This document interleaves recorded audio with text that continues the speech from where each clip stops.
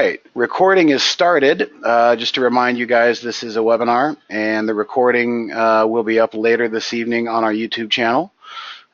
Please try and hold the questions if you can until we get more towards the end of the presentation.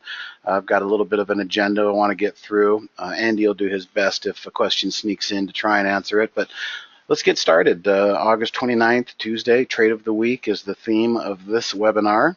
Real quickly, the disclaimer, just reminding you all that we are not registered investment advisors. We're not brokers. We have not taken the fiduciary responsibility exams. And we are simply a content publisher, software as a service company. So anything you see or hear today should not be construed as investment advice. If you need some personal family investment advice in your finances, you are best to seek out the people who are trained to give that information to you. All right. Okay, so moving forward, you're never alone with trade ideas. The slide is familiar, but very important. We have 4 webinars a week, 2 o'clock Pacific, 5 o'clock Eastern. Yesterday was Jamie and myself. Today is myself and Andy. Tomorrow we're going to have Dan and Brad. It's been a couple of weeks. We've had some guest webinars, and Dan was on vacation, but we're back to the normal Q&A demo Wednesday webinars. Same time.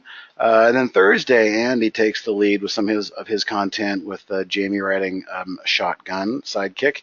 Fridays, we no longer do one-on-one support sessions. Of course, those are always being done during the week. You guys don't see those behind the scenes, but the one-on-one sessions are a great way for people to come in as a new user and steepen your learning curve, because you're getting a one-on-one approach, and we can help kind of really custom tailor what we talk about, what we show you, and what we share you to your needs and to what you're looking for. And then Friday, again, as I was alluding to, we have a 3-hour support session. It's come one, come all. You know, if you are on the webinar email list here, you should be also receiving invites for the Friday support sessions. And these are great ways for newer users to stop by on a Friday and get a couple of immediate questions answered. It's really nice. It's the same format we have here. You use the question box, and we share our screen, and we demonstrate in real time based on what your questions are or what you're looking for or anything that we want to talk about. So we'll be there again, of course, this Friday from 11 a.m. to 2 p.m. Eastern. So all of these things combined, especially the one-on-one, which is a $99 value. At the end of the slideshow program, I'm going to give out a promo code, which is going to let people who have not signed up yet save 15% off of their first month or first year. And again, like when you consider the one-on-one training session to be like a $99 value for advanced users that come back and want to do more sessions, they have to pay that $99. So when all is said and done, if you're signing up for your first month and getting a 15% discount and getting a lot of webinars and a one-on-one session, you are definitely getting your money's worth for the first 30 days. And I guarantee you'll know after 30 days whether this product is right for you, and I'm pretty sure it would be. So moving forward, subscriber growth just continues to be parabolic. A little bit of a softening here in the August month, typical. The world goes on vacation in August, especially the final 2 weeks of August. But nonetheless, everything I've talked about, the support staff, the one-on-ones, we really do our best to try and get you guys up to speed and moving quickly into the program. It's a very intensive program. There's a lot to learn. It definitely cannot be all done at once. So that's our subscriber growth, and we're proud of that. Real quickly, Brokerage Plus. A lot of people are curious about auto trading, but I got to tell you, this is not a newbie feature. If you're new to the markets or new to trading, you should probably plug your ears. This is more advanced, intermediate type stuff. Once you've got alerts and strategies that you've built that you would like to deploy in an automated fashion, and you have an account with Interactive Brokers, well, we can help bridge that gap for you. Right now, Brokerage Plus is still in beta, so it's a free program, but at some point it's going to be released into a production version, and I believe there'll be a one-time licensing fee for that. So basically, if you're curious about it, you can find more information at trade-ideas.com/download. Or email us at the end of the program. I'll give you the email again, info@trade-ideas.com for more information on Brokerage Plus. Before we get into it, again, I'm keeping this theme up. No man is better than a machine. whereas no machine is better than a man with a machine. And that's basically what we are here at Trade Ideas. We are man and machine working together and using the machine of trade ideas to really try and hone down a small, usable, lighter handful of trade ideas, for lack of a better word, rather than trying to absorb the fire hose of data coming at us every day through the markets and chasing every alert and every chat room that's out there. So definitely a strong theme there. Again, no man is better than a machine, and no machine is better than a man with a machine. So Paul Tudor Jones is a great trader. He seems to be getting it when I start to hear quotes from him recently talking about how he's using machines in his repertoire and his method. So here we are for today, the 29th. As usual, we'll do a market recap, a lot to talk about. We'll do a Holly recap, the AI tool that we use, some observations from that. And then the theme of the week is, of course, the trade of the week, and that's the webinar. And so we've got a couple thoughts on some of the more recent trade of the weeks that have been sent out and called. And then I did something last week, and I'm just going to continue it this week because I got a couple more ideas about maybe things that people were not aware of. And I'd just like to turn you on and show you maybe something that you were not aware of that you can do with trade ideas. And questions and answers, of course, time permitting. Be remiss if I didn't hit on this slide once again. Current conditions. Those that are my age, Generation X, probably remember this board game really well, where it seems like we got a giant ladder up on one day, then the next day it's a nice big red chute all the way back down. So just an interesting visual, I think, to try and drive home what's been going on in the markets lately. So let's get right to it. I'll start with the spiders, where I normally like to start. I extended this trend line here into the future to kind of show that the current price action we had even today in the last 3 days, we're still chopping back below that trend line. And trend lines often can act like a resistance that becomes future support. Like here's a resistance line, we backed up, we blew through it, and well, on the third day we actually came back and kind of held support on it. Better example would be here, prior resistance, pulled back, broke through the resistance, once again pulled back, and danced right off of it as support. Well, trend lines can kind of do the same thing. We've been following this trend line on the good side forever, but lately in our chutes and ladders market here, we have fallen below the trend line. And if you look real close, you can see that highs of the last 3 or 4 days have gotten close to that trend line, but have been able to fail close above it. The only one day we had above that was this particular day, then we dropped right back down below the trend line. Before I get to the cues, one thing I pointed out in Jamie's webinar yesterday is, I've been throwing up some bearish caution flags lately, and it all started back on August 8th right here with this middle finger wick, as I called it. The Dow also kind of gave us a middle finger wick on the August 8th, which essentially is nothing more than an intraday reversal. But an intraday reversal happening at all-time highs is kind of interesting. I've seen this before, and I saw how it played out. So that was kind of the first thought in the back of my mind. Then we move forward to start seeing giant red candle days of big down volume.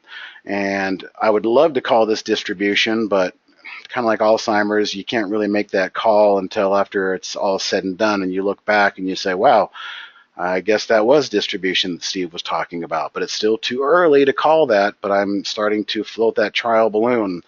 Distribution essentially means giant red selling candles on giant volume. So two weeks ago, we had this big red down day, and then it bounced right back up. But the 2 big down days here were on big volume. And then the giant neck snapping over the weekend gap up was a couple of up days of very light volume as we bounced up into what I affectionately call the pocket. Threw up a nice intraday reversal wick at the pocket and then went lower. Now the last week, not this week, but last week, the Thursday and Friday, 2 weekends ago, this one was really interesting. The volume bars are kind of hazy but visible down here, and I'm just not going to, I'm going to quickly add them up. It was about 260 million shares of downside volume. Big destruction here in price. little bit of a recovery, and then more hammering and more selling the following day. So these two red candle days contributed to 260 million shares of downside volume. And then we basically wicked below the following Monday, and these 2 days bounced right back up into the pocket on very light volume, only about 120. So 260 on the way down and 120 on the way back up. Okay, these are the beginnings of the footprints of what I would call distribution. And again, we never really can call it distribution until the market has a correction, and then we can look back and say, oh yeah, that's where the institutions were getting out, hammering the low volume upswings and hitting them hard with a full day of selling. That was an interesting scenario yesterday. Today we had a gap down from North Korea news, but the market is so conditioned, like Pavlov's dog, to just buy the dip. And I might add, Holly did the same thing. Holly did nothing but basically buy the dip as well today. We'll get to that. But let's quickly go around the horn here. So a big gap down, no follow through, but we had a nice green candle on the way back up. Again, these downside candles were doing 2 and 3 times normal volume for the day. Well, let's take a look at spiders here. And where I'm focusing, guys, is right here in the upper right-hand corner. Relative volume for the spiders, 1.04. Okay, so a normal day of volume, but a really nice green candle. I'll give it that. Qs, 0.8 of normal volume. So the Qs also had a lovely giant green candle, but did it again on rather low volume when we consider these days back here were 3.0 and 3.2 type of down volume. So still big volume on down days, light volume on the up days. Now, getting back to chutes and ladders, this is pretty much the range that I just defined about a half an hour ago to Andy. I said I'm going to define this range right here from 134.90 down to 140.70. I'm going to call this the range of hysteria because basically that's what we've got. We've got hysterical moves down, hysterical gap ups back up, hysterical down moves on volume, hysterical light volume gap ups, big gap down today with a hysterical Pavlovian buyback. So this is just a really wishy-washy range going on here in the Qs. And I'm still going to kind of keep my bearish sentiment. I'm seeing lower highs on the minor trend. Yes, I understand the major trend is intact, but sometimes if we wait for the major trend to break, we can be a little late. And I'm seeing things that I'm trying to convey, not what I'm hearing. I could care less what CFOs say. I could care less what Bob Pisani or Dennis Gartman thinks, or what CFOs think, or what CNBC. I'm merely going on what the footprints in the sand and what the amplitude of their foot stomps are showing me. So even after today's miraculous stick save gap down right back up into the hysterical range that I call it, we're still kind of in no man's land. I mean, there's no real change that was made here. We had a 1, 2, 3, 4, 5 if you count that doji, 5-day high basically at these levels right here that we got close to, but we did not break out of this 5-day high. Should we break out of this 5-day high, well, then I might start rethinking my bearish stance. But I think I had said last night, what's it going to take to get me to not be so bearish? Probably a trade above this secondary high wick up here, 145.43. If we take that wick out, it's probably a foregone conclusion that we're heading back to highs. So I'm still just kind of basing my sentiment on the short-term minor trend, which is a downtrend of lower highs here. And today, we're still nice, pretty green bar, but really nothing was done in terms of the closing price, in terms of breaking out of any of these levels.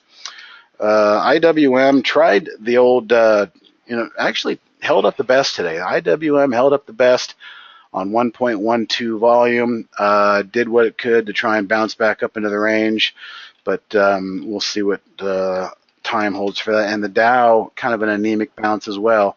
Just like everything else, opened on the gap down and then just traded up for most of the day, but was unable to break out of the near-term 5-day range. I'm just going to go ahead and draw it right there. And on 0.85 relative volume. So that big reversal today did it on actually less than normal volume, believe it or not. Another thing I showed in last night's webinar, and I think it's worth mentioning again, is a lot of people hear me talk about the washout bounce. Here's today's washout bounce. It's only one. It's a hammer candle, and it's in a stock that's in a pretty big downtrend. But nonetheless, that's what came out. But what did I notice on Friday? Going into the weekend, I noticed on Friday that what I talk about a lot of times, if we can just zoom in here a little bit, hang on. Okay, here was the opening on Friday. Silver gapped up and proceeded to just absolutely smash the bids in a 15-minute candle and bounce all the way back up. And after an hour or so, it pretty much recovered. Well, there was the intraday movement on Friday. What does that look like on the daily chart? One big-ass hammer candle. And the one in gold was even more defined because it had less of a body. Just a perfect doji down and back, running out the stops and bouncing it back up for, yep, you guessed it, future movement higher. So a really nice day yesterday in the gold breakout. A wonderful gap up today, but gold acted inversely with the rest of the stocks in the market and kind of came in a little bit. We'll touch on GDX in a moment when I get to the trade of the week, but again, I wanted you guys to imprint on this, okay? A lot of times what these machines do, I don't know why they do it or how they do it, but what I've noticed in the new world of machine trading is they try and snap your neck one way while you're looking the other way, and that is usually the big false stop run, buy the stocks back, big old green washout bar or a hammer candle. And when you guys see these kinds of things, pay attention. I mean, one could even make a case right here in the gold. I know gold is an overnight market and it will gap, but threw in a pretty nice hammer candle down here, bounced back up, and then three really nice days of upward movement. So just when you see these kinds of hammer candles, guys, make note, because the following 2 or 3 days going forward could very well be a lot less volatility than you would normally expect and can kind of wash out the weak hands. And it's also a reason to not use hard stops. Don't use hard stops. Open good till canceled stops so I can go to my other job and feel like I'm protected, because we'll get there in a minute, but look what happened to our Micron, our trade of the week today. Oh, at the end of the day, they tried to play games. I double-checked, guys. This was not one bad tick. This was a series of running the stops downward and buying the stock back at the close. So we have actually a 15-minute kind of a hammer candle here going into the close with giant volume.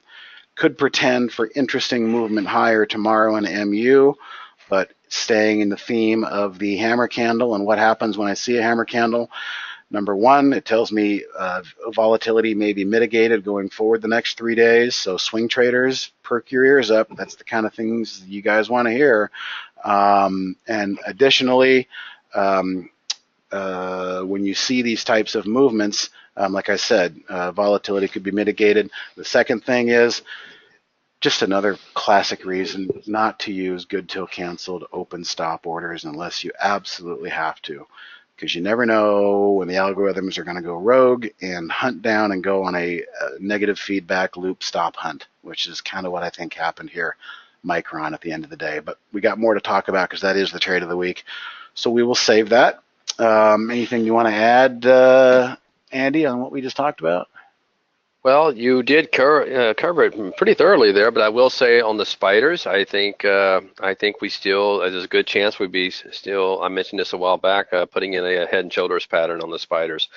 I wouldn't be surprised to see, if it's the quietest week of the year, and I could see us maybe going sideways for another week or so and putting in that head and shoulders pattern. And like you, I think, yeah, if that does break down, we have a chance. We have it setting up. It could be really setting up good for late September or October for a huge move down. I mean, but we'll see what happens. Yeah, a few more candles could definitely work to complete a shoulder, but those are never symmetrical and perfect. I'm just the more I look at this, I just continue to see the trend line that was so dominant is now dominant on the other side. We're on the other side of the mountain now. So getting back above that trend line would be a huge win. If we happen to break below this orange line right here, that's going to be a huge loss. So it's kind of where we are. Question and the cues. One of the things, the cues. If you look at those, you can see a kind of a downtrend starting going back a month, which would be an interesting level if we do if we can hold that. So even if we do get above, the 4 or 5 day high there, we can still run into that trend line on the Qs, which You're talking we about said. you're talking about this Yep, one? yep. But high, no, but the three. There you go. Perfect. Yep. Gotcha. Okay. All right. Yeah. I'll So leave that yeah, in that there could for that now. could be interesting. Yeah, we could go up to that level again. I'll leave that in there for now. Mhm. Real quick, Mika T is saying, is there any way to program a trade idea to find these kinds of candles? Well, I do happen to have something. It does not look for ETFs, so it would not have caught gold and silver, but it will. It did catch one today, and I've got this thing cranked down pretty tight, looking for hammer type candles, and so this really was the only one that was spit out today. But I'm always happy to share this because people can start to watch and see what happens when a washout bounce candle occurs. Typically going forward for a few days, we've got some easy, hopefully easy sailing and drifting higher without too much volatility and pain. So what I'll do before I forget, save and share the washout bounce. So all of you that are interested, on the GoToWebinar toolbar, you can open up the chat window and I'll title it Washout Bounce. It's basically looking for hammer candles on the daily, and I'll pop that code right in there right now. Okay, and then it's always worth it for those that don't know what to do with that code. When I clicked on that code in the chat window, it took me to our page here. Alert window, load from cloud, washout bounce version 2 is what we got. Here's the code down here, but a little secret, the same code as the URL up top. So if you just right click and copy that URL code as such, you can go file, load from cloud, and it should be loading in here, but I think we have a bug, so I'll just paste it, load, and there you guys go. You got yourself your own copy of the washout bounce. Typically this thing is going to spit out maybe 2 or at the most 3 trades a day, but it's something that you can back test. I always love to show DDD was a poster child for this particular alert back a few months ago, and there it is right there. There's the beautiful washout bounce in triple D. Basically, all these people that thought they had a nice profit under their belt thought they could go on to E-Trade and put a good till canceled stop order, not realizing that E-Trade sells you guys out and makes money on giving those orders to Citadel and Virtue so they can have a complete playing field. But notice what happened after that washout bounce. Nice 3 or 4 days of upward movement with not a lot of hassle. So it's not the perfect alert. There is no such thing as the perfect alert. But the washout bounce is one that I really do like, especially for people who say, I don't see enough swing trading ideas in here. Well, there it is right there, a swing trading idea for you. Okay, so that out of the way, let's kind of move on to Holly. A couple of my quick observations on Holly today was, what was the directional bias, everybody? Long. Long was the order of the day, and of course at the end of the day, when we type in spiders, we can see Holly was correct. The AI was correct. The order of the day was to go long using the gap down and immediate bids starting to come into the market. You don't see one short triggered at all. So the point being is sometimes I try to remind people this is not about drilling down into every single trade and overanalyzing every trade. It's more about the bigger picture. How active is the AI? There was a day 2 weeks ago, during this horrible downtrend of distribution, Holly had 0 trades. Holly didn't know what the heck to do. Never seen anything like that, couldn't make sense of it, and there was no statistical reason to fire a trade off. So I try to remind people that, directional bias is important. A lot of times when you see 0 trades and then maybe 4 or 5 long trades come out, some might be ready to see the market drift higher. We haven't seen many examples of it lately, but at some point there might be a day on a 10 o'clock Eastern top of the hour economic data purge that comes out that the market doesn't like. Well, individual stocks might start collapsing quickly, and you might see short, maybe 4 trades come out in a period of 3 or 4 minutes.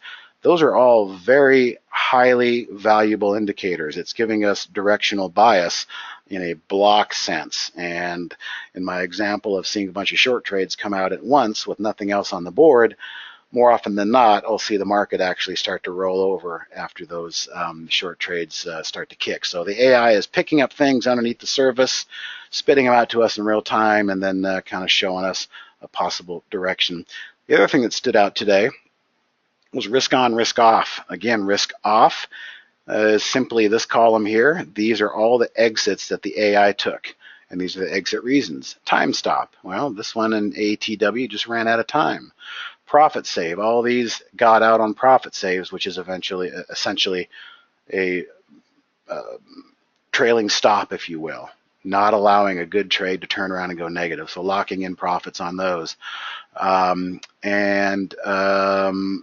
What my point was going to be is that for most of the day, if we look at this histogram here, let's go to risk on. Finish the day at 52 cents up. Risk off, finished the day at 59 cents up. Well, it wasn't like that for most of the day. If we go back, and what I try and say is, what constitutes a good risk on day? And again, risk on was on for most of the day. And what that tells us is that, hey, the trades are working. There's additional alpha beyond where Holly's getting out. And it makes perfect sense. If we look at the market here, we opened a gap down and basically just trended higher all day long. These are the kind of days that the risk on is generally going to outperform the risk off, which is just getting in and getting out and taking scalps. But something happened at the close. I think there was a couple of trades in the risk on category that really fell hard, like this one, for instance, right at the close.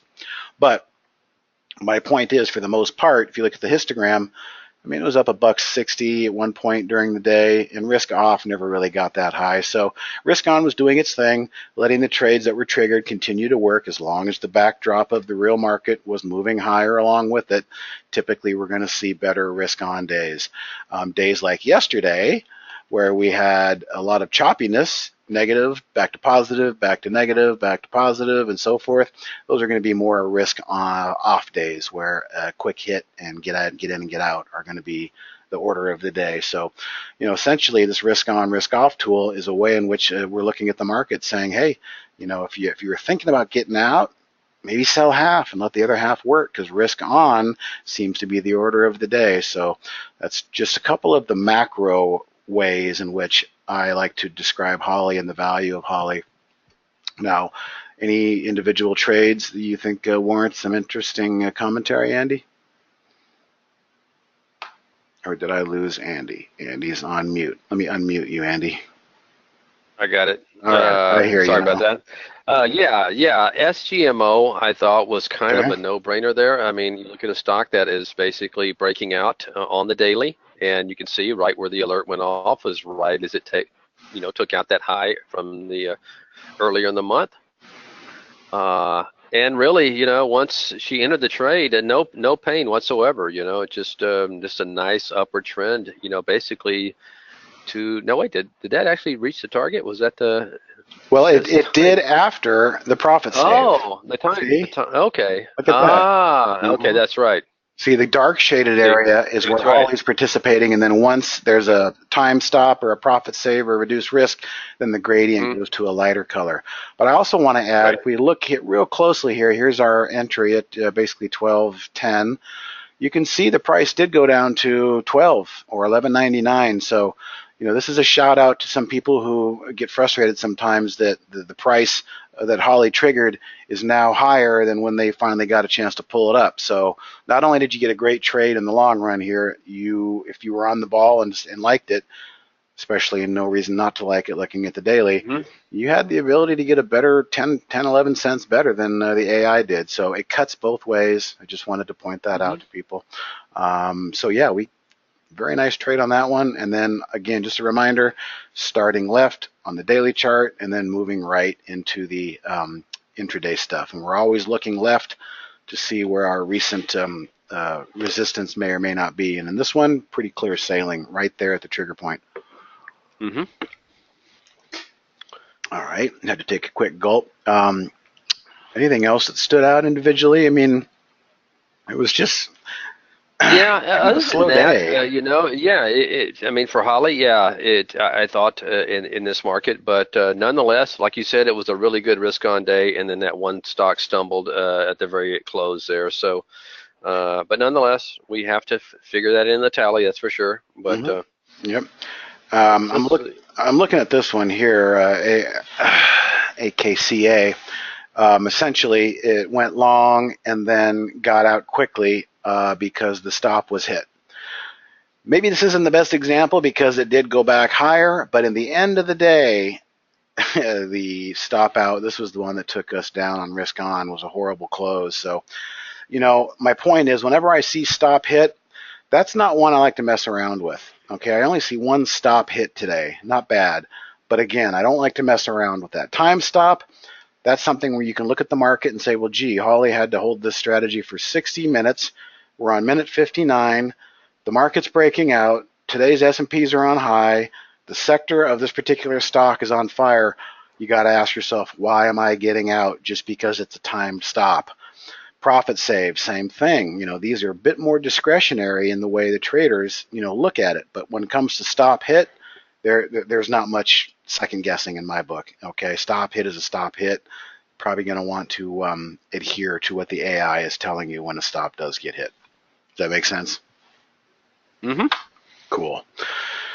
Pretty good win percentages for the day. Not bad. 100%, 75%, 75%, and 50%. So they all pretty much outperformed the strategies they came in. You will notice we did have a short strategy today, ready to fire, but there was never a reason in today's price action that told us or that the AI found a reason to trigger that short. Therefore, the play of the day, directional bias, certainly long. All right. Okay. Does Holly take trades after action, after hours? Cameron, does Holly take trades after action goes through key level and hold, or as soon as it reaches a level? Basically, real quick, Cameron, it's got the AI has 3 reasons for exit: profit target and time stopped. Profit target and stop hit. Those are our 2 easiest ones to take a look at, and we could see very clearly today. Here's our Holly profit target, the upside of the green, and here is the Holly downside, stop in red. So there's 2 out of the 5 reasons. The other 3 reasons are profit save, which would be like a trailing stop if the stock goes in the right direction, then pulls back. Reduce risk is more of the stock not doing what we expected. So here was the purchase. The stock did not go higher, it went lower, and then it kind of bounced around, went sideways, and right about here, Holly said, screw it, I'm just going to cut it. It's not doing what I thought it's going to do. I'm not going to risk it all the way down to the stop loss. We're just going to cut bait, fish, whatever you want to call it, and move on. And then lastly, the time stop. So those are the reasons it gets out. You're talking about the entry. Does Holly take trades after it goes through a key level? It depends on the strategy, I guess. Let me answer that one. Yeah, exactly. I've seen Holly make some beautiful trades right before the level. She will do it all the time. She anticipates. Of course, it has a lot to do with her configuration, but yes to both of those answers. She will take it at key levels, and she will take it before it reaches key levels. And also pullback levels.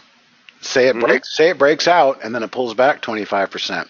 There's a few of those strategies in there as well. Buying strong stock, bullish pullback. Strong stock buying pullback is one right there.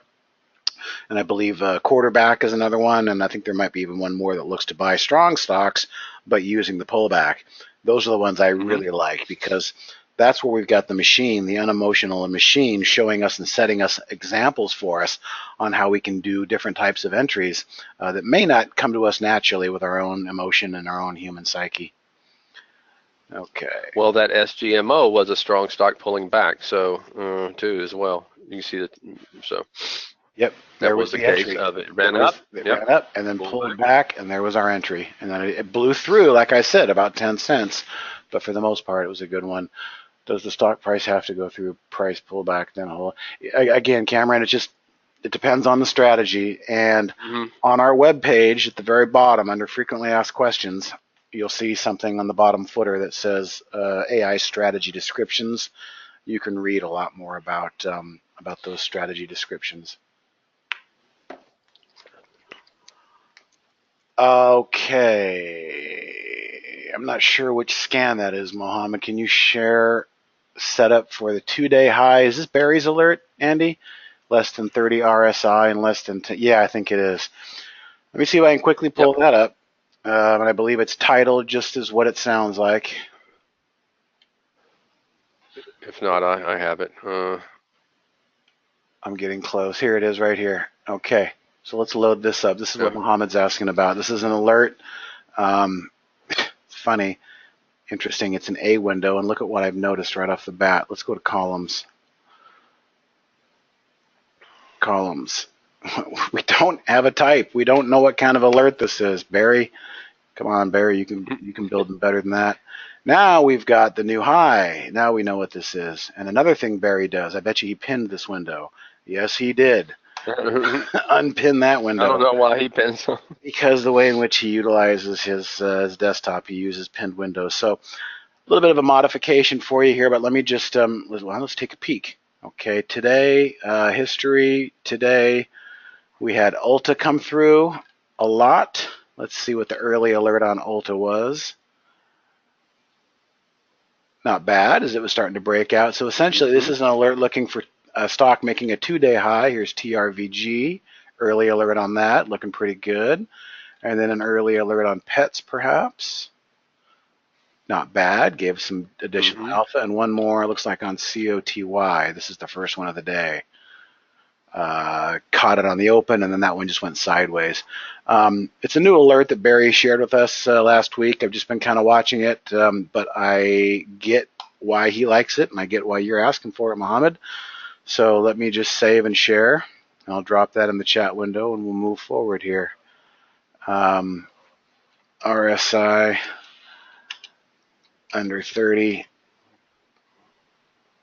I'm just going to call it that. We'll keep it at that. Paste. And there's the cloud link, and there's the send. And since I made some changes to this by putting in the type of new high and turning off the pinned window, I'm going to save a more recent version of this one as well. All right, thank you. All right. Okay, Mohammed, looks like you got it. Cool. Was there an alert on SFM on that particular one? I'm not sure. I don't think so. No, there wouldn't have been an alert on SFM because it has to make a 2-day high. SFM did also not come through my washout bounce alert. What you could try to do to find something like this, well, shit, maybe I should save that for my later example. I think I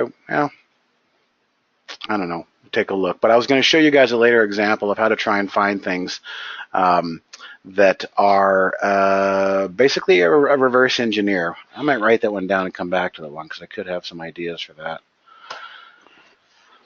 Okay, let's move forward with the trade of the week. Trade of the week this week was Micron. So for those that are keeping score and paying attention, the last 2 weeks were very defensive and if not even short in nature. So coming out of those 2 defensive weeks, which we'll go over here and look at the charts, it made sense to just kind of hedge our bets and look for a long that was kind of consolidating and getting ready to possibly squirt and move higher. And I found this alert over the weekend, which basically looked to me like if the market was not going to sell off, here's a beautiful uptrend. And this consolidation back and forth here was winding nicely in between some moving averages, and it just had that look. And so today and yesterday it fired yesterday, and today it got some more oomph behind it.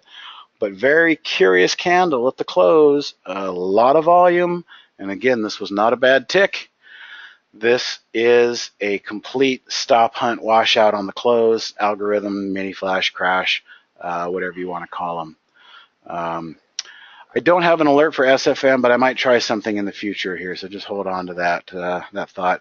So Micron looking good. Again, here's our risk down here, and our reward is up here. So it's pretty much a 2-to-1 risk reward, pretty simple, but that was the choice of the week, to not kind of come in 3 weeks in a row with defensive plays, which brings me to last week. Now you guys And also, Steve, I'm sorry, just before you move off Micron, as a beautiful wedge building in the SMHs as well. So if you get an explosive move out of that those SMHs, yeah, you could have a nice move into Micron. What one could do if they had price alerts is basically probably come right here and just create a price alert. And so I know in the future, whether it's tomorrow or next week, if that blue line is breached, I know the semis are trying to lead the market higher. We'll see if it happens, but that's another way in which we can use our price alerts effectively to get that.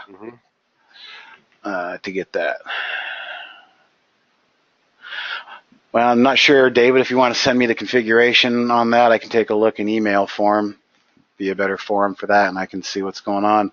So last week, as we go back to me talking about these dastardly downward volume days and the Qs.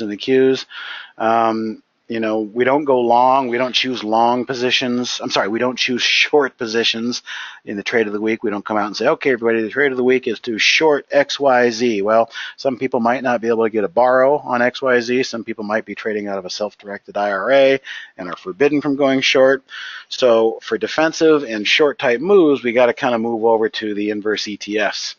And I noticed that the Qs last week were having a really hard time staying buoyant along with the diamond spiders and the IWM. So we went ahead and discussed it in the content of the trade of the week, that every now and then it doesn't hurt to have a hedge. Andy and I used to do that all the time when we were running that account with people attached to our account in the Ditto Trade mirrored account. We specialized in like 2 to 3 day swing trading, or a week, get in, get out, kind of turn the daily charts into intraday charts, and we coined it swing scalping.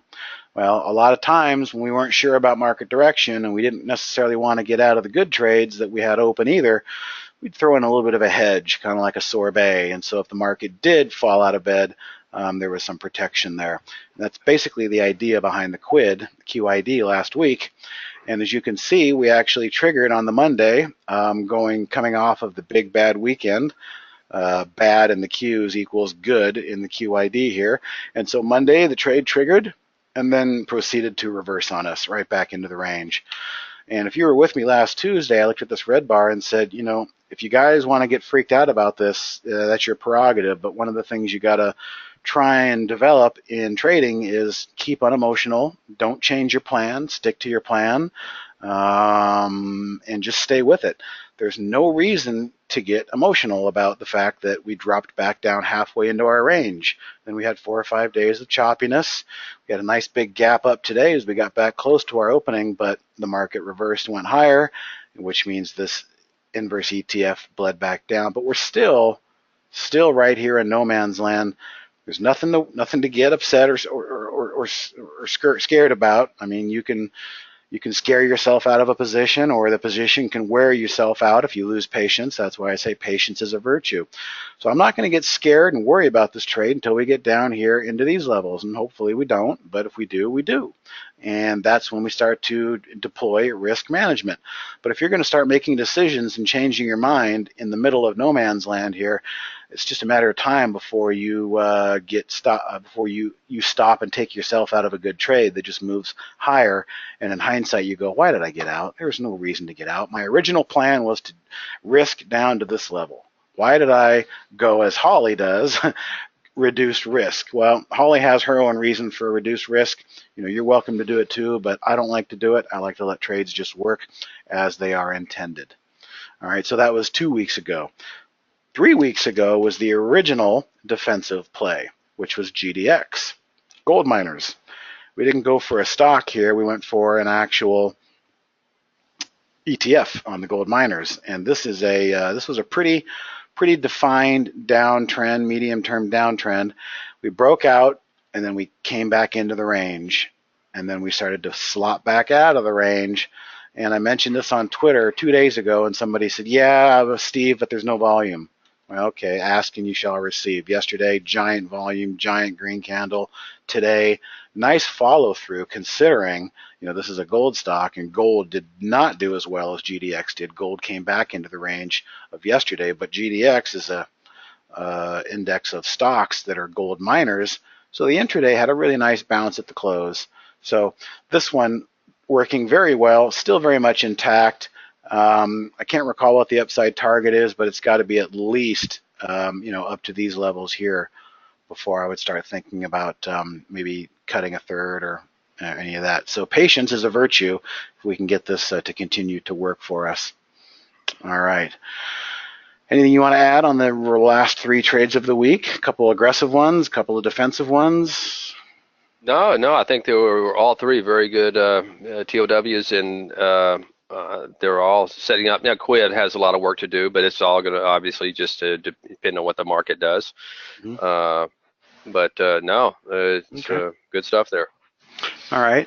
Real quick, Bill, distance from the VWAP filter, it's just like any other distance from anything, whether it's a moving average or whatnot. So if I type in VWAP here, here's our filter distance from VWAP. How would you set this? Well, if I want to see stocks that are no more than 1% above their VWAP, I'm going to put a 1 in the max, and I'm going to check my work. The price is below VWAP. The price, oh, well, you got to hang on a sec. I got to qualify that. If I don't want it to be anything more than 1% below or 1% above, that would be the price is exactly, oops, I'm sorry, I didn't even do that right, did I, Andy? Hang on a second. Let me reread your question. Can you explain how to use the distance from VWAP? Okay, if we put a 1 here in the minimum, use these show me buttons. The price is at least 1% above VWAP. Okay, so there's a good start. What if we want the price to be below VWAP and nothing more? Well, we would use a -1 in the positive column. Check our work right here. The price is at least 1% below the VWAP. So not too much time to spend on those. If you want to email me for more info, I can help you. But the moving averages work in the same fashion. If I want my stock to be above the 20-day moving average, I could put a 0 there. Check my work says the price is above the 20-day moving average or it's right at it. And so when we're talking about moving averages and VWAPs, we're using percentages of the filter. You can change those settings without closing the window. Yes, you can change as many filters as you like, and then you just hit OK, and it would change every filter that you actually altered. Yeah. Okay. All right. Where was I?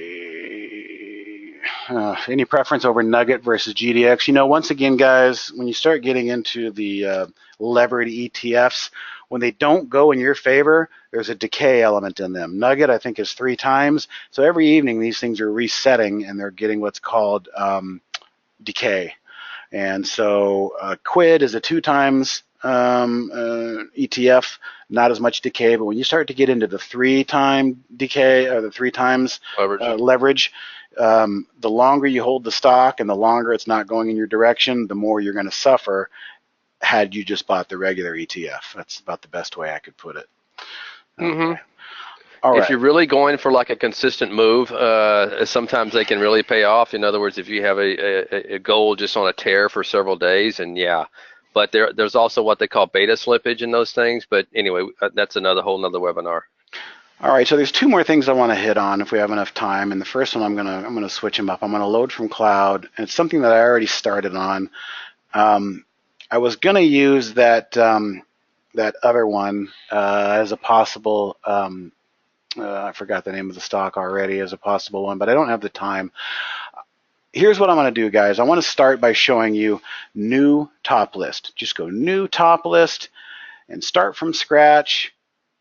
As soon as it comes up, start from scratch, clean everything out. 0 filters, 0 minimums, 0 maximums. Okay, that's how I started this. And then let's say you want to kind of reverse engineer a single stock. We've looked last week at the stocks like this page on Trade Ideas where you can pop in a stock and a time of the day, and it'll show you and kick back and spit out all the alerts and filters that were there at the time. But it's no one big magic formula. It's a bunch of things all together, and it still can be kind of messy for you to try and reverse engineer. Well, here's a different way to reverse engineer. So let's say today, I'm just going to use this one as an example, Illumina. Why did I pick Illumina? Well, it looked kind of interesting to me. Let me just pull over quickly my freestockcharts.com. Here's Illumina on the daily chart. Nice move higher, consolidating, and it's resting right above these key moving averages. Okay, so let's imprint on that. So here's a way in which we can go backwards. On the symbol list tab, and again, I've got nothing really in my filters. They're all blank, as you can see. So we're not scanning for any minimums or maximums. And all I'm trying to do is zero in on a single stock, Illumina, ILMN. Okay, cancel. There it is, Illumina. Now what am I doing here? I'm not going to spend too much time on it, but what I'm doing here is I'm looking to see what are the values of some of the key indicators. And all I'm doing is adding a new column. So for instance, maybe I want to see a particular data point on here. Well, what I have so far is position in 20-day range. Well, this is telling me that it's 86.5% in its 20-day range. If 0 was the 20-day low and 100 was the 20-day high, we're at 86. So this gives me a starting point to maybe create a filter for a minimum 85. All right, 20-day range. This is showing me what's the percentile move in a 20-day range. Well, in this case, it's 15% from top to bottom. Kind of wide, more than I'd like to see, but interestingly enough, good to know. But here's, where it can get kind of interesting. If I want to make sure that it's above all my moving averages, I can see that it's 1.6% above the 8-day SMA. It's 1.2% above the 20-day SMA, and 7% above the 50. So it's showing me it's above all three moving averages. So that gives me a little insight as to what I could do. Well, let's see what else we could do. Where is it in relation to maybe a 52-week range? So what I'll do is I'll just go position in 1-year range. Let's add that column, show column. Okay, where is that? There it is, position in year range, 95 percentile. Not bad. If I don't want to use the graph here, and if I just want to get a basic number, I can go down to properties and turn off graphical indicator. Watch. Now we just got data points. So I can continue to go across here, maybe look at distance from VWAP. Let's do that. Let's grab that. Why not? We're in complete experimental mode here, trying to just start with a blank canvas and then drill down into something using one single stock. So what did I say? VWAP. All right, let's find daily VWAP, distance from VWAP. We're not going to add the filter. We just want to show the column so we can get the data point. And there it is, distance from VWAP. And ta-da! Okay, 0.2% above VWAP. So maybe that tells us we want to put a limit and not have these things more than 0.5% above VWAP. So I could go down the rabbit hole for eternity on this, you guys, but you're seeing the point I'm making. The point is, start with a new top list, go to one symbol that you see on the chart that you like, and make that symbol list a single symbol, so we're only focused on that one symbol, and then just start going into columns that are of interest to you and looking at the data points and seeing where these data points are. And once we have those data points exclaimed here on our alert window, well, this starts to give us benchmarks and baselines for how we may want to go forward and start creating filters in the future to help us find stocks like we want to see, like Illumina. All right, and while I've got this up, this is my last bit of content tonight, but I know a lot of people have been waiting patiently for moving averages and maybe some other things on our trade ideas charts. Well, I just want to say as clearly as I can, let me save that. The trade ideas is primarily focused on new technology with our alerts and our data.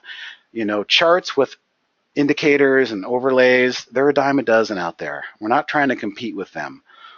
But we will be getting some basic indicators coming to the trade ideas charts soon.